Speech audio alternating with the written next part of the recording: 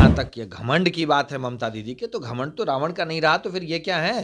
बार बार ये कहते आए हैं कि प्रशांत किशोर फ्रॉड है, प्रशांत किशोर बहेलिया है, और आईपैक से प्रशांत किशोर का पुराना ताल्लुक रहा है। यदि आप चाहे कितना भी नाटक हंगामा कर लें, बंगाल की जनता ने इस बार मूड बना लिया है कि बंगाल को आपके भ्रष्टाचार और परिवारवाद से मुक्त करा देना।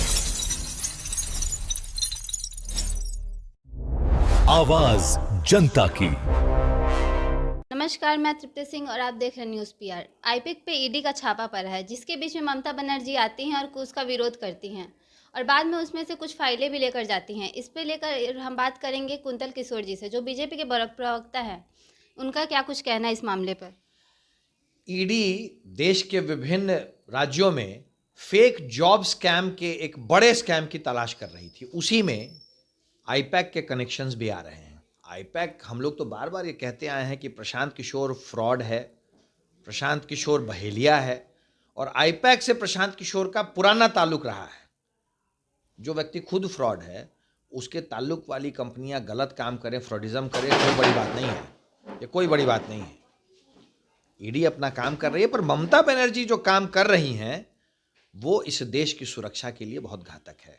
एजेंसीज अपना काम कर रही हैं और ममता बनर्जी उसमें बेवजह उस सारी जांच में बाधा डालने की कोशिश कर रही है। पहले भी ममता दीदी ने ऐसा किया है।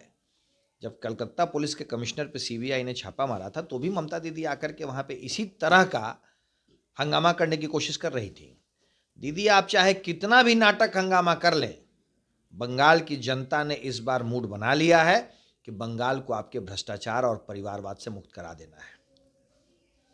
आईपैक और इस तरह की तमाम कंपनियां जो बंगाल सरकार में ममता दीदी के भ्रष्टाचार के कारण पनप रही हैं, उन सब पे अगर पुख्ता सबूत मिलते हैं तो कार्रवाई होगी ही होगी। ममता बनर्जी का ये भी कहना है कि बीजेपी के नेताओं के कहने के कारण वहाँ पे ईडी का छापा पड़ा है।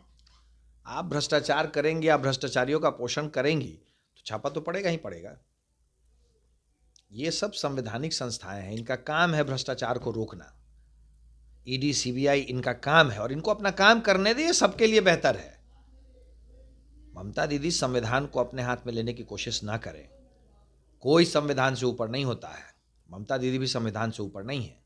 अगर वो संविधान को अपने हाथ में लेने की कोशिश करेंगी तो संविधान अपना काम कर देगा। तो क्या लग रहा है, ममता बनर्जी पे कोई केस, कोई कानून लागू होगा? क्योंकि वो एक संवैधानिक संस्था के बीच में जहाँ छापेमारी चल रही है, उसके बीच में आके वहाँ से कुछ फाइल्स भी लेके गई हैं। कानून अपने हिसाब से अपना काम करेगा। किसी के दबाव में आकर के संवैधानिक संस्थाएं अपना काम नहीं रोकती हैं। और जहां तक ये घमंड की बात है ममता दीदी के, तो घमंड तो रावण का नहीं रहा, तो फिर ये क्या है? इस बार बंगाल की जनता ने कमर कस लिया है और ममता दीदी के भ्रष्टाचार से बंगाल को इस बार मुक्त करा दिया जाएगा। क्या इस बार सही में बंगाल ममता बनर्जी के भ्रष्टाचार से मुक्त हो जाएगा? क्या इस बार वहाँ पे किसकी सरकार बनेगी? फिर से ममता बनर्जी आएंगी या फिर कोई दूसरी सरकार आएगी? ऐसी वीडियो देखने के लिए चैनल को सब्सक्राइब करिए। तब तक के लिए धन्यवाद।